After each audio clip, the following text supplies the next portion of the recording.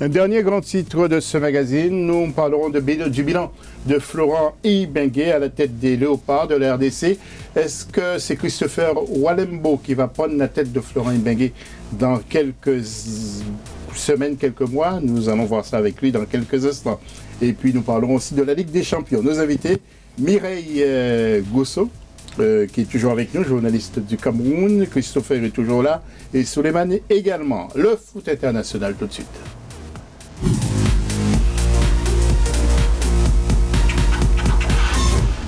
Et le dernier classement de la FIFA, parce que nous avons quelques commentaires à apporter. Regardez, pour nos pays africains, premier le Sénégal, deuxième la Tunisie, troisième le Nigeria, l'Algérie est à la 4e place, le Maroc 5e, le Ghana 6e, l'Égypte 7e, 8e le Cameroun et 9e le Mali. Alors moi je suis un peu interpellé par la place de la Tunisie, la mauvaise place de l'Algérie et la place du Cameroun. Est-ce que c'est juste ce classement?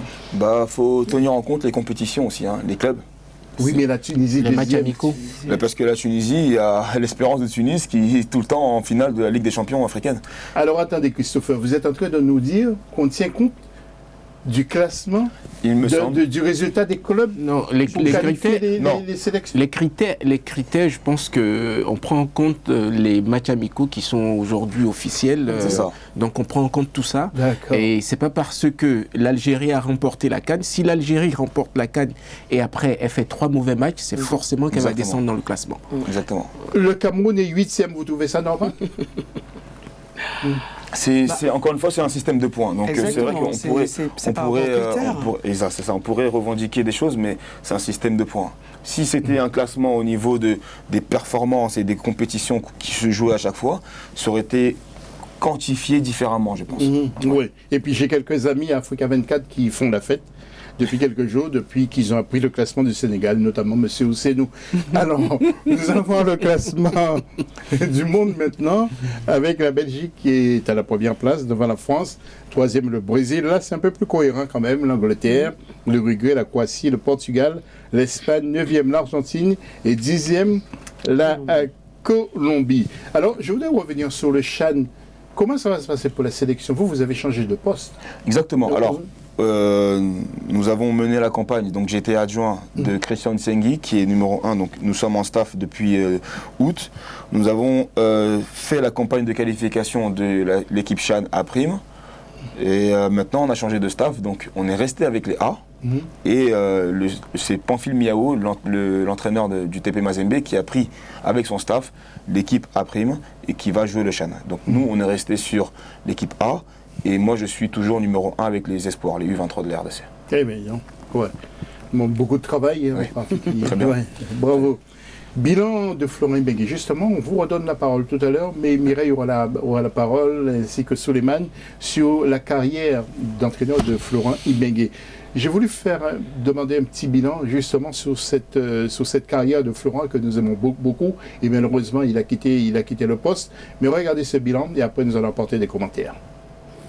Nommé à la tête de la sélection nationale en 2014, Florent Ibenge a dirigé les Léopards pendant 5 ans. Sous sa conduite, à la CAN Guinée équatoriale 2015, les Léopards terminent à la 3e position. Une année après, ils gagnent la première édition du CHAN au Rwanda. Florent Ibenge marque ainsi son nom dans le palmarès des grands entraîneurs africains. 3 participations à la Coupe d'Afrique des Nations. Il quitte la compétition en 8e de finale en CAN Égypte 2019. 46 matchs joués, 25 victoires et 9 matchs nuls. Parmi les plus spectaculaires, RDC Tunisie, 2 buts partout, au stade des Martyrs à Kinshasa, la rencontre qui a empêché les pays de se qualifier pour la Coupe du Monde de Russie 2018. C'était Jacques Amboka. Akintele, Souleymane Akintele, pardon. C'est pas une erreur d'avoir laissé partir Florent Ibenge? Peut-être, hein, c'est parce que c'est quand même un entraîneur qui a ramené quelques résultats, quelques bons résultats. Ce n'est pas un expatrié, c'est un fils du pays qui a quand même obtenu ces résultats-là, de très bons résultats. J'insiste là-dessus parce que remporter une CHAN et amener en quart de finale, je crois, l'équipe A de la RDC, c'est quand même... et n'oublions pas ce qu'il avait fait en club avant d'être nommé en sélection. Donc je pense que c'est vraiment une erreur de le laisser partir comme ça, ou du moins ne serait-ce le nommer un directeur technique et d'avoir un œil sur les équipes nationales de ce pays. Je ne sais pas ce qu'en pensent les autres. Mireille, que pensez-vous vous? Parce que Florent Ibenge, c'est quand même une figure marquante du football africain. Effectivement, moi je pense que Florent fait partie quand même des entraîneurs qui ont redonné espoir, c'est-à-dire qui ont montré qu'on pouvait faire confiance en un national et que celui-là était capable d'apporter des résultats. Donc Souleymane a parlé tout à l'heure. Moi, je sais pas, j'appréciais particulièrement ce monsieur parce que déjà sur le banc, j'aimais beaucoup sa façon d'être, sa façon, je ne veux pas dire flegmatique, mais c'est quelqu'un qui avait confiance en lui et qui, à mon avis, regardait le football d'un œil beaucoup plus intéressant. C'est vrai que moi, ça me fait un pincement qu'il parte, comme Souleymane le dit, mais comme on ne connaît pas toujours toutes les raisons pour lesquelles, parce qu'on dit un entraîneur, c'est pas que les compétences, un entraîneur, c'est aussi la loyauté, entre parenthèses, par rapport, par exemple, à ceux qui sont sa hiérarchie, qui peut être la fédération, tout ça. Donc moi, je ne connais pas les méandres de l'affaire, mais je pense que Florent a donné beaucoup d'espoir au-delà à tous les jeunes joueurs africains qui se disaient on va se reconvertir en entraîneur et qu'on espère peut-être qu'un jour on va pouvoir entraîner l'équipe nationale. Okay. Et je pense à Christopher d'ailleurs aujourd'hui. Donc je pense qu'il a apporté sa part. Peut-être qu'il ne va pas très tôt, peut-être qu'il a apporté ce qu'il avait apporté et que les autres vont continuer ce qu'il a commencé. C'est vous qui l'avez poussé vers la sortie, Christopher? J'ai un très grand respect pour l'homme et pour l'entraîneur qu'il a été, qu'il est encore et qu'il sera encore une fois, j'espère, pendant de très longues années. Parce qu'il vous a sélectionné aussi. Hein. J'ai été avec lui, j'ai fait partie de l'aventure en 2015 lorsqu'on est arrivé 3e à cette Coupe d'Afrique. C'est lui qui me rappelle en 2014, lorsqu'il est nommé, il m'appelle et me dit voilà Christo, j'ai été nommé avec l'équipe nationale, je veux que tu fasses partie du projet. Donc c'est lui qui me prend aussi juste après, quelques mois après, en 2015, alors que je venais de signer au Portugal. C'est quelqu'un que j'apprécie énormément, on a eu une très belle relation, on a encore une très belle relation. Il faut savoir que Florent Ibenge, c'est lui qui a voulu partir, donc il a eu un entretien avec le président de la fédération. Donc dès qu'il sort de l'entretien, je l'ai eu au téléphone, il m'a dit voilà, je viens de déposer ma démission pour l'équipe nationale. Donc c'était son choix, il faut bien le souligner. Il a fait 5 ans avec l'équipe nationale, il a apporté de très grandes choses. Lorsqu'il prend l'équipe, on est plus ou moins à la 140e place. Lorsque, quelques mois après, il qualifie l'équipe, on est 3e du groupe, mais on est repêché, entre guillemets, et derrière, on arrive 3e à la CAN. Et il a son meilleur classement, je crois que c'était 25 ou 26e mondial. Donc c'est quand même très bien, il a fait un très grand travail. En termes de résultats qu'on peut quantifier, on voit du travail et on voit qu'il y a eu quelque chose qui a changé. Okay. Ça, c'est top.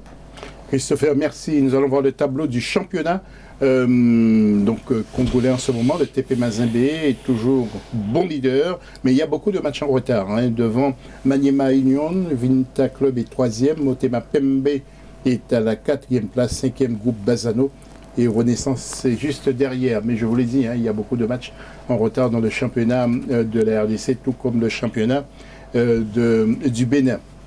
La Ligue des champions Europe avec plusieurs matchs la semaine dernière, et notamment Dortmund Paris Saint-Germain 2-1. C'était le 18 février, le Paris Saint-Germain qui passe à côté de son match.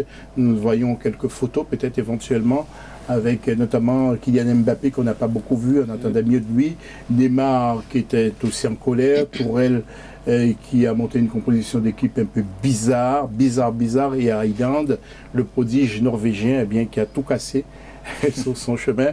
Il est fort, ce gars-là. Il est fort, il est jeune. Et puis moi, j'ai eu l'occasion de le voir déjà lorsqu'il évoluait en Autriche.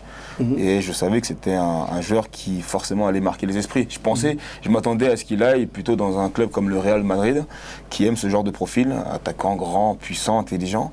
Mais je pense qu'il a fait un choix très intelligent d'aller à Dortmund, surtout qu'il est très bien drivé, parce que son père était un grand joueur aussi. Souleymane partira ? Forcément. Real ou PSG? Ça, par contre, je ne sais pas, mais forcément, il partira. Mais pour ce match-là, je voudrais quand même attirer l'attention des téléspectateurs, parce qu'il y a eu un défenseur de Dortmund qui a quand même tiré son épingle du jeu. Il s'agit de Zagadou, à qui il faut dire bravo, qui a peut-être fait une erreur, mais dans l'ensemble, il a tiré son épingle du jeu. Et quand on parle du PSG dans l'ensemble, José parlait tout à l'heure d'un système de jeu bizarre. Si le PSG avait remporté ce match, on n'allait pas parler. Voilà. Donc il a tenté et ça n'a pas marché. Laissons-lui ce crédit. Le match retour, on verra ce qu'il va faire. Voilà. Oui, autre match, c'est Atlético de Madrid-Liverpool avec Mireille, 1-0 pour Atlético. C'est pas une surprise parce que c'était sur le terrain de l'Atlético. Salah n'a rien pu faire. Sadio Mané a été remplacé à la mi-temps. Il y a eu aussi Naby Keita. Je ne sais pas si Naby a joué parce que j'ai pas vu le match. Donc on attend un gros match retour, hein, Mireille. Ah oui. Ouais. Ah oui, moi je pense que ça a été on va dire quoi, un faux pas et connaissant un tout petit peu aussi le caractère de Sadio Mané, je pense que il va prendre à bras le corps le match retour. Et puis Diego Simeone, l'entraîneur qu'on apprécie. Mais ce sera à mon avis, ce sera quand même un tout autre match qu'on va voir. Et j'espère aussi, en ce qui concerne le PSG, parce que moi, justement, j'ai vu un PSG méconnaissable et par contre un Dortmund des beaux jours, si vous voulez, quoi. Donc on attend les matchs retour en se disant qu'effectivement, la balance peut encore tourner de l'autre côté. Voilà, un peu d'espoir pour le Paris Saint-Germain en France.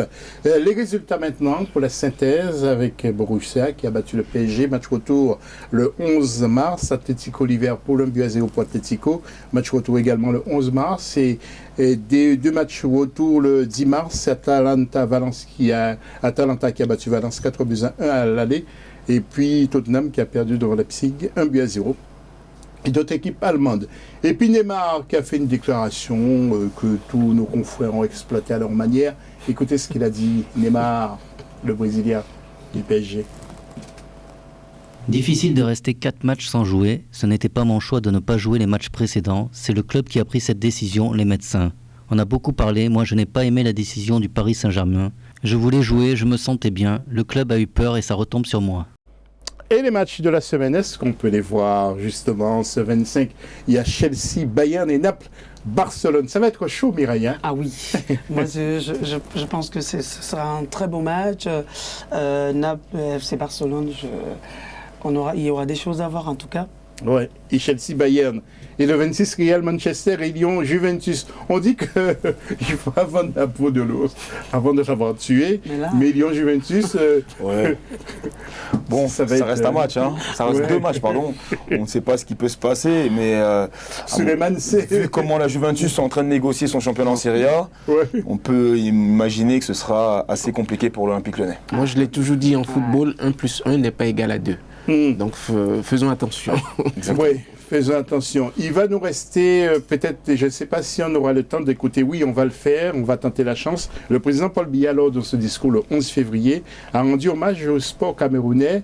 Et vous le savez, c'était la journée de la jeunesse. Et écoutez ce qu'il avait dit, le président Paul Biya.